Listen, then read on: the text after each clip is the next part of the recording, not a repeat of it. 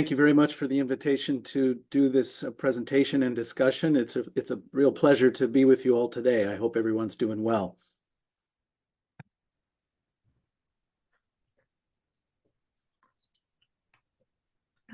So the learning objectives that I hope we will achieve today are, I want to summarize the recommendation for a 3-step diagnostic formulation when clinicians are evaluating patients with these conditions. Not everybody does this, but it's a recommendation that's coming out of a new set of guidelines that we're going to be publishing soon. And our hope is that this might help with some of the challenges that many patients and family members experience when they're trying to understand the different types of diagnoses that they're sometimes given. And then review the overall approach to assessment and diagnosis and examine the value of earlier diagnosis on treatment and care of patients and families living with various types of early onset dementia. So the problem is early onset dementia is rare. It's traditionally defined when symptoms began prior to a person's 65th birthday. It affects people, of course, in the prime of their lives. Most people are in their 50s or early 60s, sometimes late 40s, sometimes even younger. And it's underdetected, underdiagnosed because the prior probability is low. It's rare, and so clinicians are not expecting to think of this problem when a person in this age demographic comes in with the early symptoms that might be suggestive of that. Unlike older adults, people in this age range are rarely accompanied to medical appointments by family members, and that can be part of the problem because some people don't have insight into the symptoms as they're beginning to develop. When it is diagnosed, it's often misdiagnosed as a psychiatric illness initially. And most people with early onset dementia, of course, are not Medicare beneficiaries, and this sometimes really makes access to certain diagnostic assessments more challenging because even good private insurance policies sometimes don't readily pay for some of the tests that I'll mention. So I'm going to start with a few cases to illustrate the diversity of the issues that we're talking about here. This is a 58-year-old college English professor who gradually began having trouble seeing. She started to notice that she hadn't seen something she should have, and she would see it later and realize it was there to begin with, but she just missed it. She would miss turns while driving or walking, and she decided she should stop driving because of concerns about this.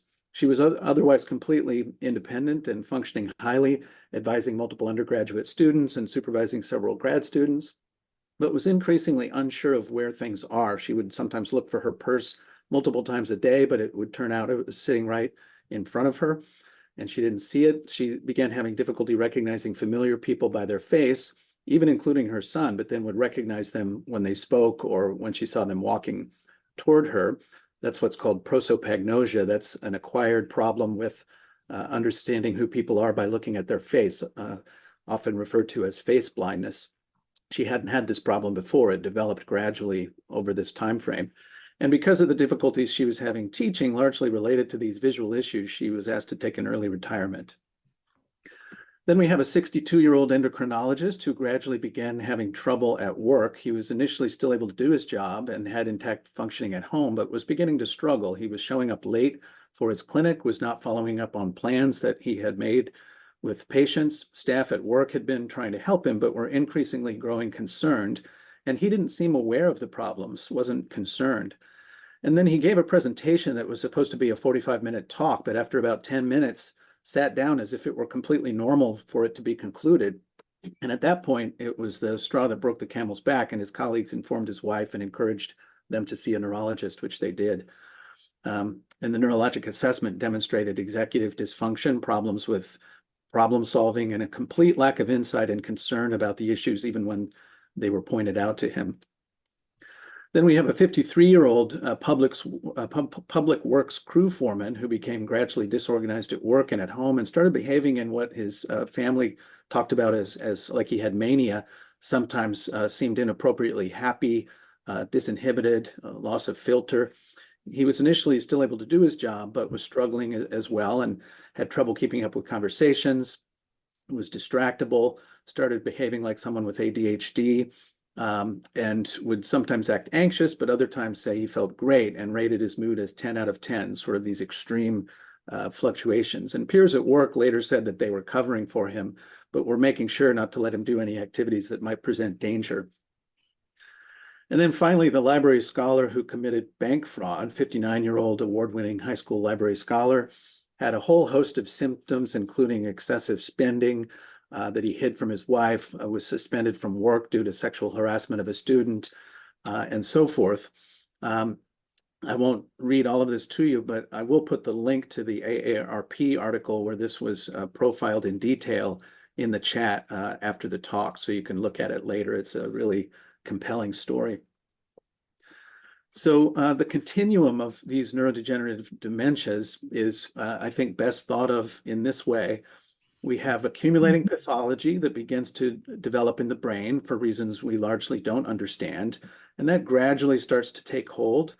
Sometimes you can measure evidence of that with so-called biomarkers that I'll talk about in more detail, and that starts for some number of years while there are no symptoms in what's called a preclinical stage. And then the prodromal stage is when the pathology accumulates, the brain system's function starts to be impaired, and that starts to affect thinking, behavior, sensory or motor abilities, and people become symptomatic, but they're still functioning independently. That's called the prodromal stage, often referred to as mild cognitive or behavioral impairment.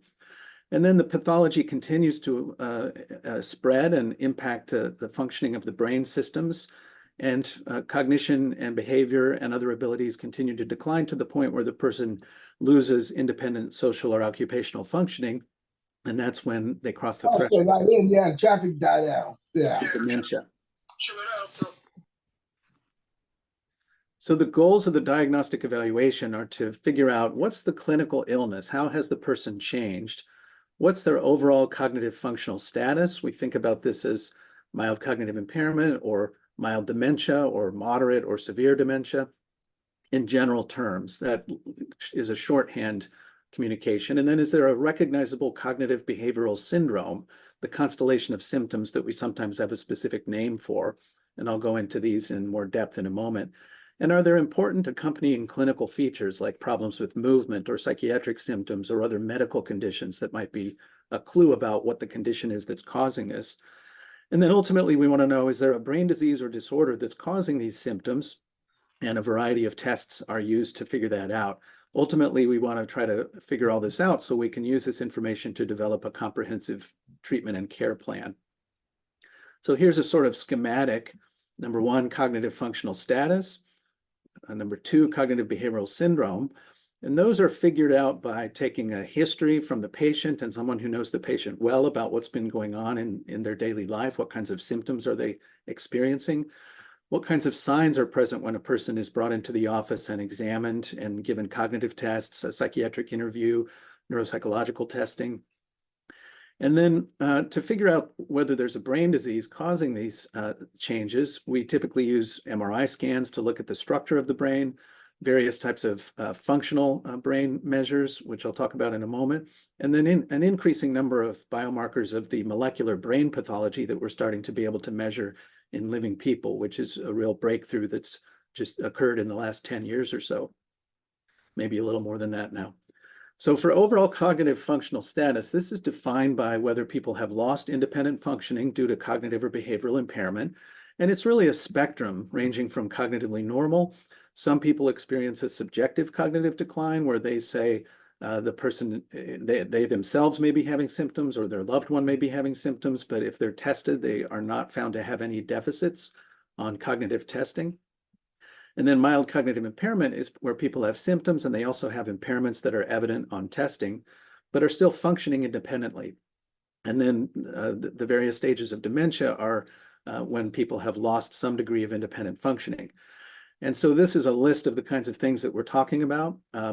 For many people in the age bracket we're talking about today, they're working or doing some kind of a leadership position in the home or in the community. And so that's really the benchmark for whether they're still functioning independently. Many people are handling finances. Sometimes they're in charge of finances for the family or they're helping with that. They're doing other things in daily life that are individualized. You know, some people are really into book clubs, for example, and that's a pretty challenging function that you can use as a barometer for whether they're still keeping up with those activities. Using technology is another area. So for the most part, these advanced instrumental and basic activities of daily living are surveyed by various questionnaires that are given to the patient or the care partner, and ideally to each person independently, so that they can provide their own viewpoint about whether these things have changed.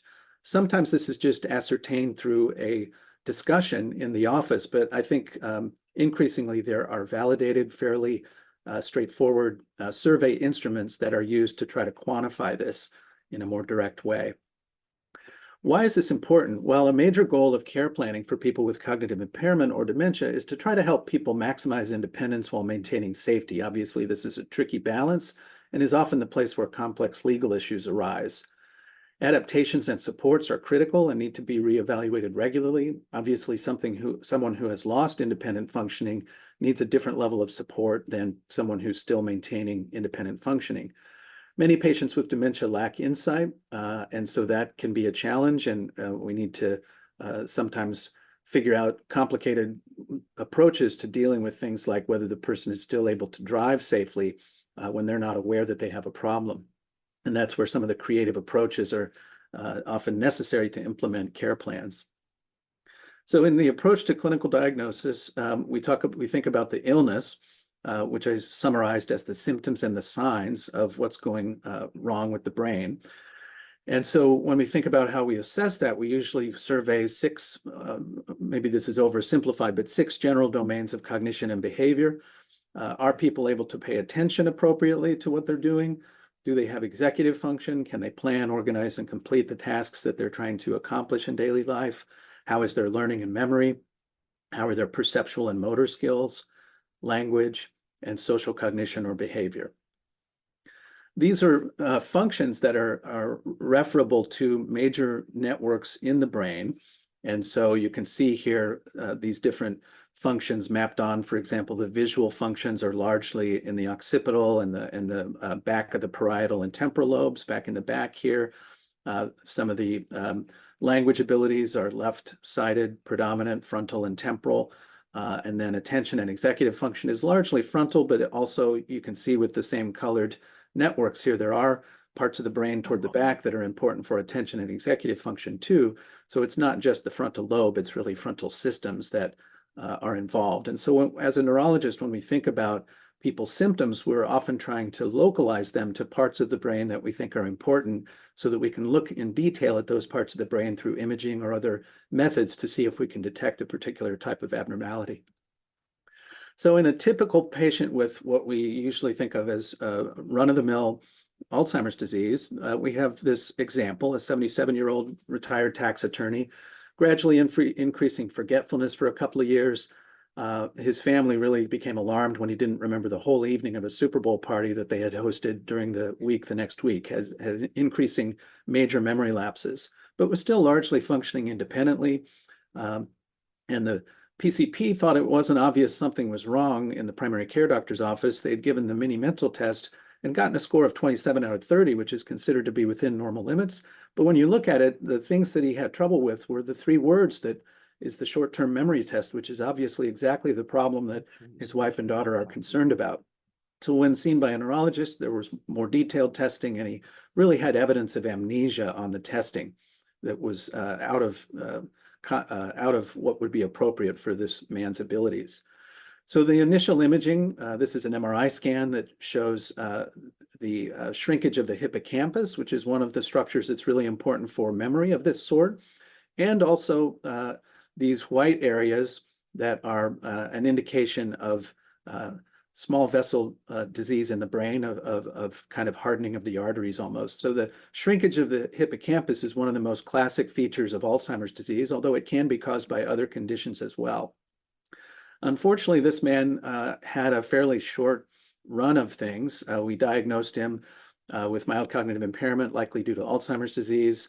And then he had a fairly rapid progression to moderate dementia with agitation. At the time, we were thinking of having him placed in a nursing home.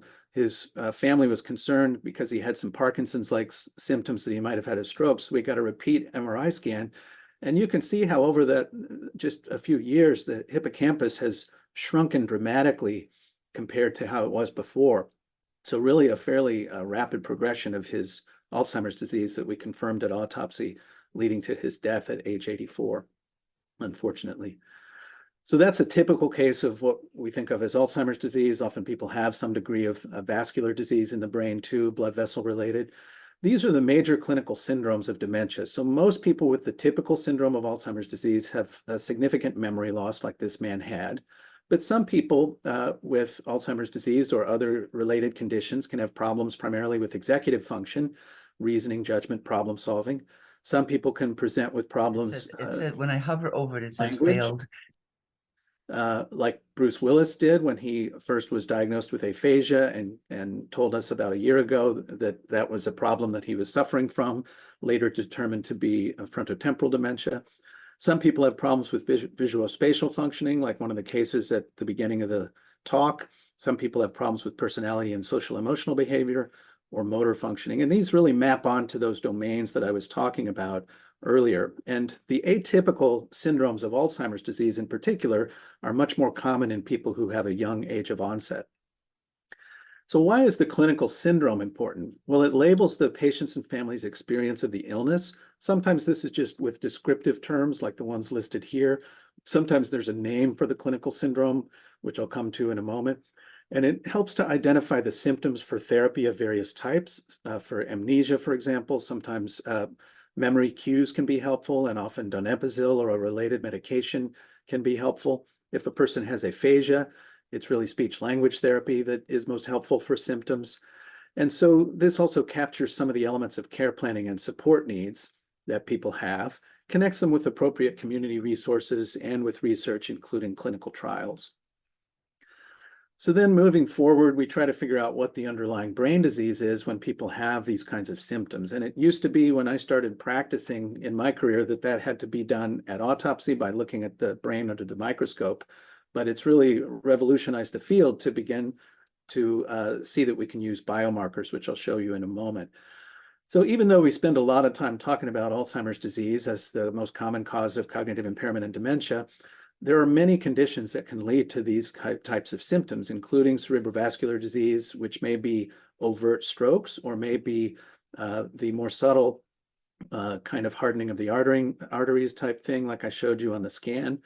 There are various other neurodegenerative diseases, Lewy body disease, frontotemporal lobar degeneration, as it's called from the pathological perspective, and less common conditions as well. And then there are a whole host of medication-related, toxic-related, or other potential causes or contributors to cognitive impairment that have to be surveyed depending on the patient's profile. So when it comes to trying to figure this out in a person that has a presentation that's typical of one of these conditions, we will usually get a brain MRI. Sometimes people can't have one of those, so we need to do a CAT scan. It's really critical to look at the structure of the brain. And we'll often use FDG PET, which is a measure of brain function. And then increasingly, we'll use various measures of brain pathology that can sometimes be picked up on by MRI, like if a person has a tumor, for example.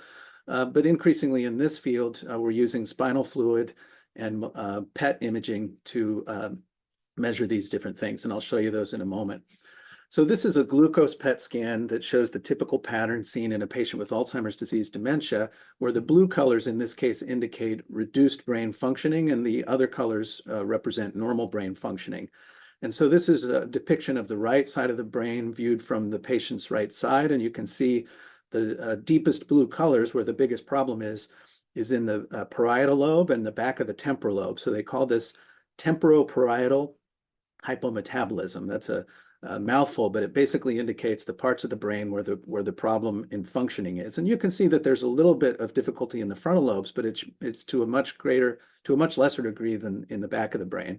And you can see a similar but less prominent pattern on the left side as well.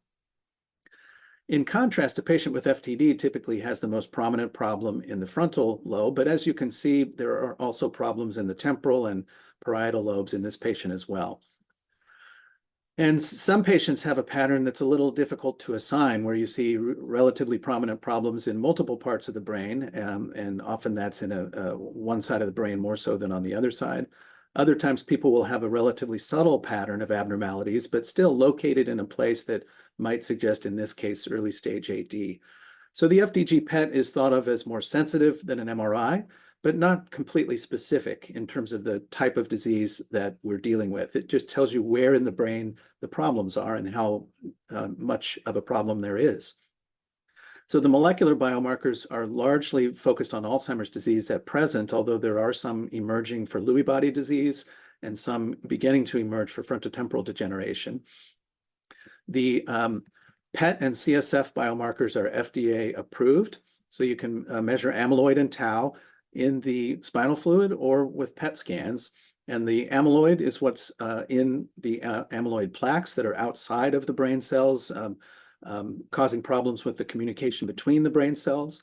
And the tau is in the tangles inside of the cells that causes cells to have problems functioning and getting rid of some of the waste products that are generated.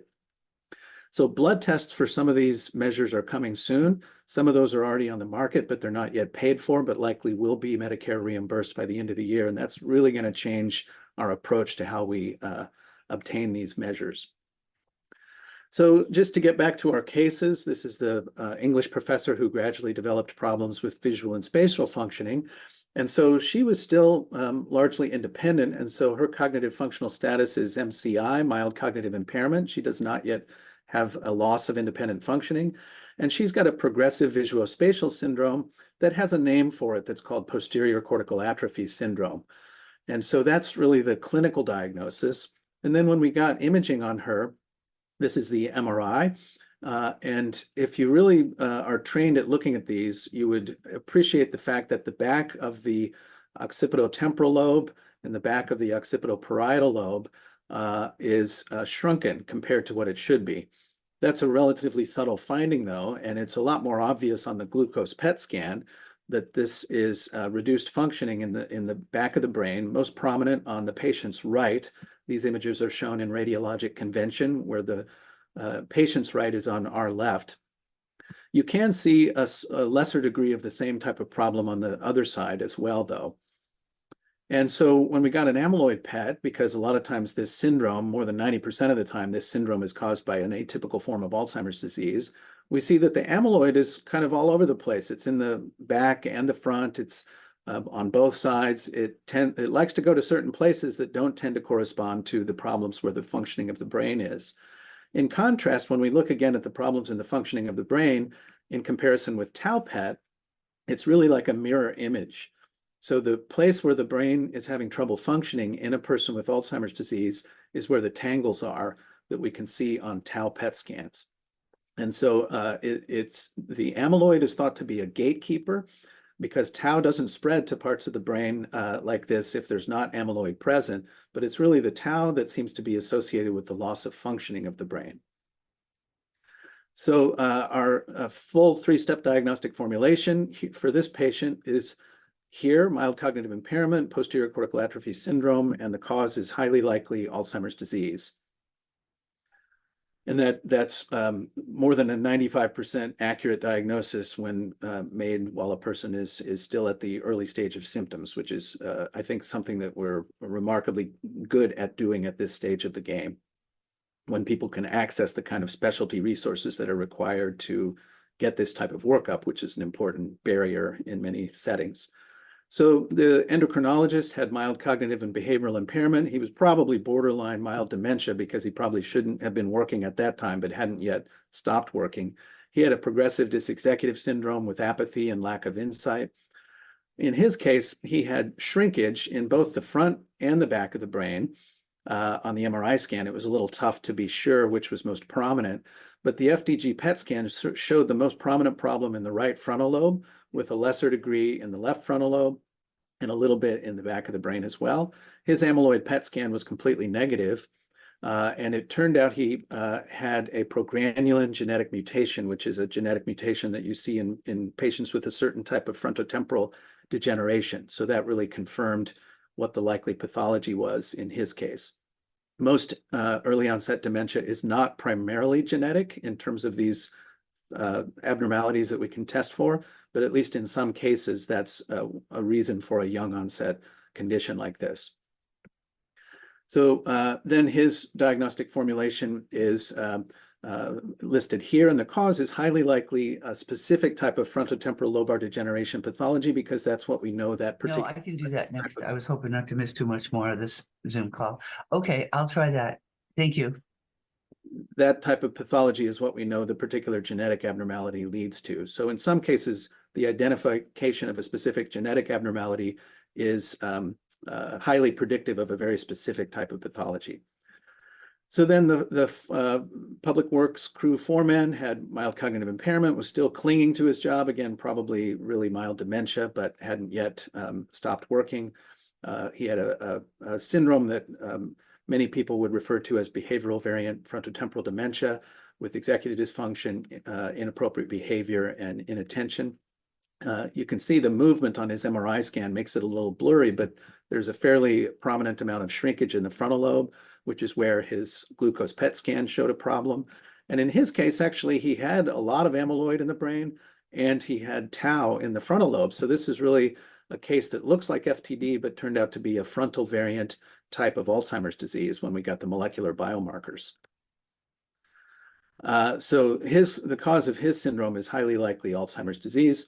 And then finally, the library scholar, and as I mentioned, I'll put the link to the whole story of this man's tragic case in the chat after the presentation. He had the behavioral variant frontotemporal dementia syndrome, and he didn't have a full evaluation during life because of some of the challenges that are detailed in the article, but was able to come to autopsy, and it showed frontotemporal lobar degeneration. So why is identifying the underlying brain disease important? Well, it identifies potential targets for treatment, and this is really at the forefront of a lot of our minds right now, because when a person has early stage AD, it's not just important to get them on combination therapy for their symptoms, but also now we have disease-modifying therapy for the first time with lecanemab. And for certain forms of frontotemporal lobar degeneration, like the one I mentioned in the progranulin case, there are phase 3 clinical trials of emerging medications that people can get involved in. And it may not be too far in the future when we are able to say that we possibly have disease-modifying therapies for this as well, which I'm really looking forward to if they work. Right now, for everyone, though, this enables personalized prognostic information to be shared. What can we expect? It enables patient-centered care and monitoring plan to be developed, enables the discussion of possible genetic risks to be more precise because they're really related to the underlying biology of the brain condition causing the symptoms. And it also connects people with research, including trials. So when we think about treatment, we also have to think about lifestyle factors. And we've shown in a study with our colleagues that people that have, even with autosomal dominant, the genetic form of frontotemporal lobar degeneration, people with high physical activity shown in red, or high cognitive activity shown in red on the right graph, have a slower progression of symptoms. So the faster the rise on these graphs, the faster the worsening of symptoms. And so people with low baseline physical or cognitive activity have a faster progression of symptoms than people with high. And we think that this can probably be instituted even after people have symptoms. It's not something they necessarily need to have been doing for a long time. So the US Pointer study, sponsored by the Alzheimer's Association, is evaluating lifestyle interventions to try to see if it's possible to institute these when people are older, even if they haven't been doing this for very long. We've got a bunch of consortium studies now that are really trying to map out what is known about these conditions and set the stage for treatment trials. And so there's an international infrastructure that is really trying to build trials units out of these consortium studies that people can participate in. Ultimately, where we want to be is getting to interventions that treat the pathology, treat the symptoms, and promote resilience, with the hope that various types of interventions might be able to target the pathologies directly, might be able to slow the progression of the pathology, slow the decline in people's functional status, and help them live a better life for longer, we hope. So I won't read all the conclusions, but I think the three-step diagnostic formulation is something that we really hope will be adopted by many practitioners going forward once the guidelines that we're publishing come out. The first two steps offer important information relevant for care planning. The third step is important for understanding the patient's underlying brain condition and for prognosis. And as of 2023, it's relevant for FDA-approved disease-modifying therapy, at least for Alzheimer's disease. So I'll just close by saying that for these young onset dementia cases, Some of the issues that happen are in the professor. She was asked to take an early retirement. There was some concern about whether she was capable of advising the students she was working with. With the public works foreman, obviously work safety was a critical factor, and his peers were covering him for him. The doctor also, clinical judgment, patient safety, billing, home finances, family relationships, which even can be disrupted in the library scholar's case, leading to criminal behavior. So lots of really important safety and ethical issues that these cases can bring up that hopefully can be prevented or diminished in terms of their impact once a diagnosis is made. I want to thank my team for all of the amazing work they do, and the Mass Alzheimer's Disease Research Center for allowing us to do things like today's session. Thank you very much for your attention.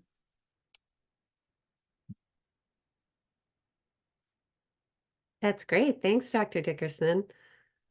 So now I'm going to share my screen, see if I can navigate the technology easily. Okay, and okay, great.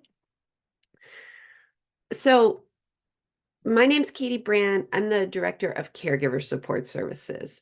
And what Dr. Dickerson just set up was really the center, the heart, what's most important about our clinical research program in the MGH FTD unit, which is our ability to do that really high level, what I think of as detective work, amazing clinicians and scientists who are helping families just unravel the mystery of what's going on in their lives with these progressive neurological conditions. And, you know, I always say that my journey to become a team member in our clinical research program didn't start with a job description, but it started with a love story.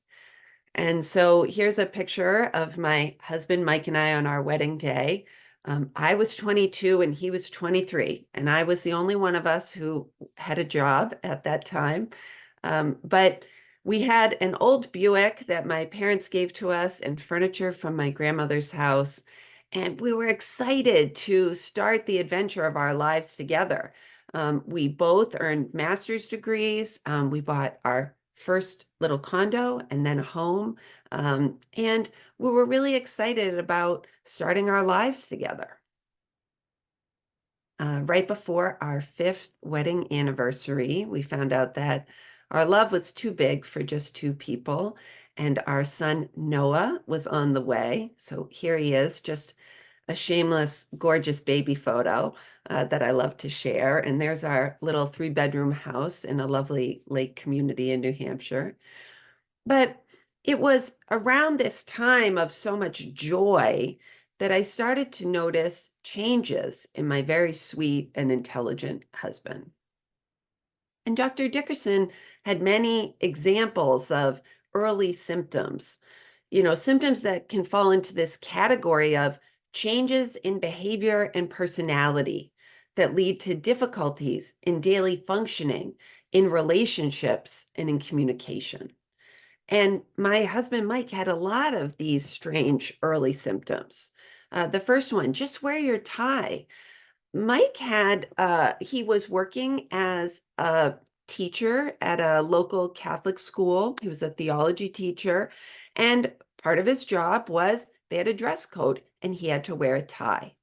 And at first he received verbal warnings and then written warnings. And then he was on the brink of getting suspended for not wearing a tie at work. Crazy, right? Like, why would you risk your whole job over a tie? And when I would talk to him about it, he would just shrug his shoulders and say, well, I just don't feel like wearing it. I mean, you know, this was really important income for our house. And also, he was incredibly passionate about being a teacher. He loved his job and his school community. So it was strange. Relationships. I started getting phone calls from friends and colleagues of Mike's who would say, is Mike mad at me? Because Mike was so outgoing and talkative and loved to spend time with his friends. And they would say, yeah, he never wants to hang out when I invite him, or he never wants to talk anymore. And I was noticing that too. 117 hours is not enough. Did you know that the Harry Potter audiobooks, starting from the first moment of the first book all the way through the conclusion of the seventh book, is 117 hours of audio. And Mike became really obsessed, perseverative around listening to the Harry Potter audiobooks just over and over and over again, whether he was in the car or we were cooking dinner in the kitchen or at night before falling asleep. And it was really strange because while, of course, we're Harry Potter super fans, it's strange to be listening to a children's audiobook over connecting with your wife and your family. And the challenge of rice and avocado is reference to making a grocery list together. Mike was highly intelligent and well accomplished in his academic career. He could translate text from Hebrew, Greek, and Latin as a part of his, master's education. And one day we were making a grocery list, and I noticed he could not spell the word rice or avocado. And I thought, this is really strange. So we started going to the doctor. Mike saw 2 primary care physicians, 3 counselors, 2 psychiatrists, and 1 neurologist in New Hampshire over the span of 6 months. He stayed overnight at the hospital and spent a week in a secure psychiatric unit, and he had many tests. But it wasn't until I brought him to Boston where he received an accurate diagnosis of behavioral variant frontotemporal dementia at the age of 29. I still remember that first doctor's appointment that I went to. Mike had an appointment with his primary care physician. It happened to be during my lunch hour. So I met him at the office at work. I was holding Noah in the like the baby car seat, it was hooked on my arm. And I said to the doctor, my husband is acting so weird. Could he have a brain tumor? But she was the first of those 8 medical and mental health professionals to misdiagnose him.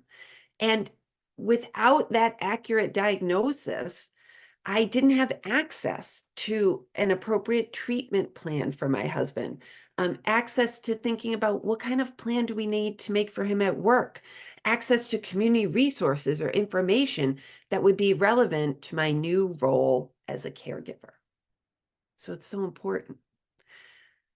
I share this slide because this is really what my mind felt like. How was I going to manage all of these things?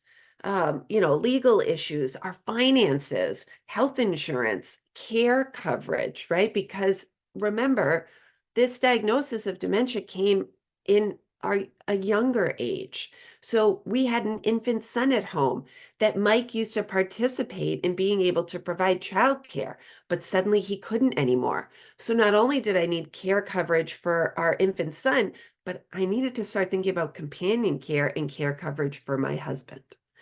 So all of these things are going through my mind while I'm trying to do also the regular things of laundry and making dinner and going to work myself and figuring out how was I going to do all of this to be a caregiver and promote that high quality of life for my husband living with this terrible diagnosis. So what's really required is a prescription that is care beyond clinic. Going to clinic is incredibly important. You need that diagnosis. You need that medical evaluation. But guess what?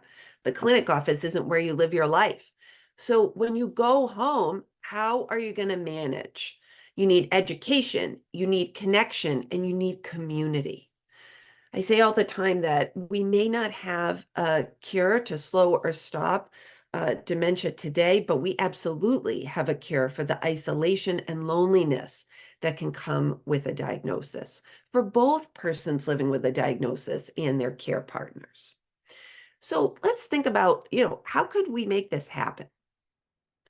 Well, I love thinking about the care plan trifecta. So if you think about that, you're the person with the diagnosis and their care partner at the center. This care partner may be a spouse, an adult child. It could be a professional caregiver, right? Not everybody has family who can be their #1 care partner, but you think of them in the center. And then the very important connections that must be made are first with the medical community. You've got to get that accurate diagnosis, because if you don't know that your loved one has frontotemporal dementia, then you wouldn't know that you could connect with your patient advocacy community through the Association for Frontotemporal Degeneration. And this is a place where you could connect with for information about your specific diagnosis. Maybe you'll find support groups, hopefully an annual education conference to connect with.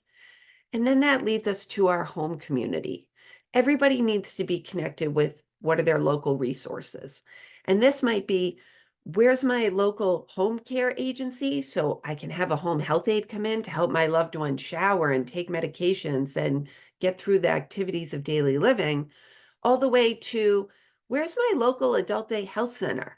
Are there any restaurants in my community that are dementia friendly? Just thinking about, how do you navigate every day, every day of your life living alongside dementia? So when you get that care plan trifecta in place, what does each piece look like? So the medical community, the benefits of being connected with an expert medical provider. So meaning, who is the expert in the diagnosis that's really, trying to overtake your life?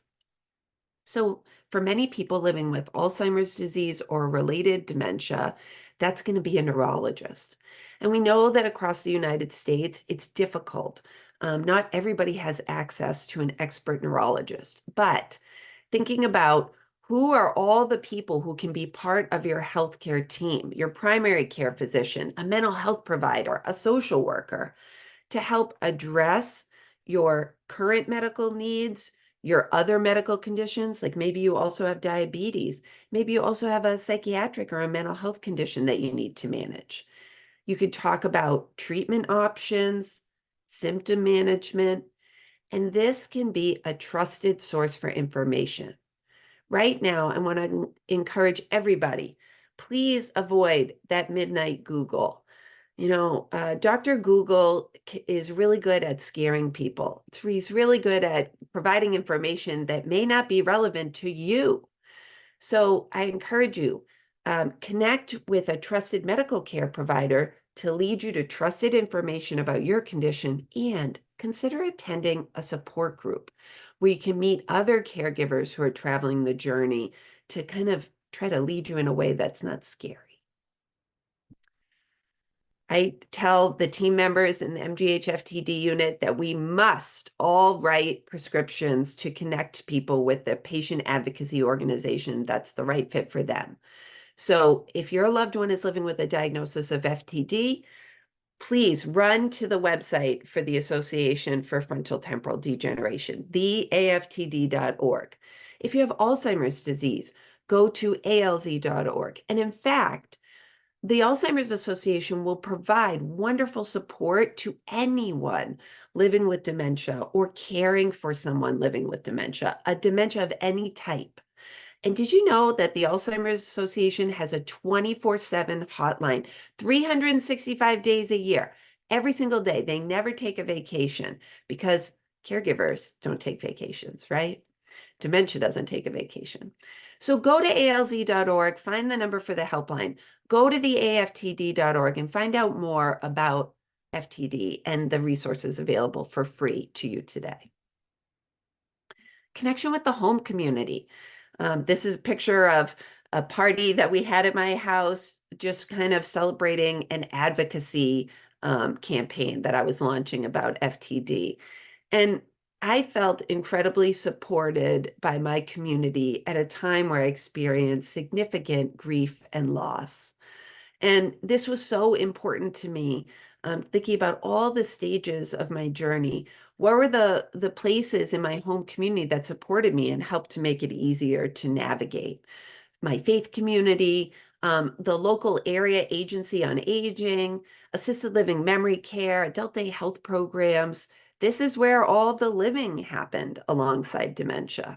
And it helped me feel like I didn't just have to stay in my house, but in fact could go out and be fully part of the community, exactly as we were. Also, some important connections for connecting with the home care community. It's very important as early as you can in the diagnosis process to look at legal and financial issues. And a great guide for this can be an elder law attorney. So you can go online to the National Academy of Elder Law Attorneys, NALA.org, and find a certified elder law attorney in your geographic area. You really want to work with someone in your home state. And remember, even if your loved one is diagnosed with dementia in their 30s, 40s, 50s, you still want to go see an elder law attorney, even though you're not elderly, because they're the ones that are going to be able to help you navigate the challenges that life presents when dementia is present at any age. Your area agency on aging, if you haven't connected yet, go to eldercare.acl.gov. You can put in your zip code and find out who's my local area agency on aging. Again, if you have a diagnosis of dementia, you are eligible to receive services at any age. This is a federal policy. So make sure you reach out and find out, what are you eligible for? And I know it might seem like something, that not everyone's ready to talk about, the idea of national hospice and palliative care. But did you know that people living with dementia can access hospice even, before they're close to the time of passing, and that this can provide essential supports and services that help families reach their goals of care. So talk with your loved one's healthcare provider about if palliative care support or hospice is right for your loved one living with dementia. Find out what the resources are in your community. All of these things come together so that families can continue to live their lives. Just because a diagnosis has come into your life doesn't mean that joy has to go out. Despite dementia's looming presence, Noah and Mike and I figured out how to be a family. And this was because of the compassionate and expert support that we had from many members of our healthcare team. So, what does the care plan trifecta do? It helps you identify, protect, and build. So identify, what is that accurate, specific diagnosis that you get from an interdisciplinary medical team? Protect, as early as you can, address legal and financial issues. Evaluate for safety concerns. I want everyone to think about, if you have a diagnosis of dementia, if your loved one does, think about how safe your home is. Do you have weapons in your home? Are medications properly labeled and stored? Is your loved one with a diagnosis safe to keep driving? Talk about safety issues with your healthcare providers and your legal supports. And then you want to build a deep, deep bench. Nobody should be able to think that, oh, I can meet all of my loved ones' needs all by myself. No, dementia is a diagnosis that requires a team approach for care. And guess what? Caregivers need care too. So make sure that you're engaging with local service providers, you're connecting with caregiver support, and you're talking openly with your friends and family about ways that you can get care and support as you navigate this journey with your loved ones. My husband, Mike, passed away on April 19, 2012, at the age of 33. Just over 3 years from his diagnosis, 21 days after our son Noah turned 4, and only months before he might have celebrated a decade of marriage. Mike lost the ability to speak, walk, and swallow, but he never lost his voice. As Mike's wife, I was his biggest advocate, and I'm honored to continue that advocacy work today in my role in the MGH FTD unit in honor of Mike and in support of other families walking the journey of FTD and related dementias today. Dr. Dickerson showed a gala picture. I'll show it too. I'm right now in the process of planning our 9th annual Black Tie Gala. And this is an amazing opportunity for families to come together and just love and support each other, covered in glitter, even though many of us are experiencing grief. And so it's been wonderful to work with a clinical team led by Dr. Dickerson, that really recognize the power of community connections to make clinical care more effective and even to make opportunities for research engagement higher. So just want to acknowledge so many people, dedicate this talk to my husband, and to thank my son, who is about to be a 16-year-old at the end of the month. Thank you all for listening. I appreciate your time and attention today.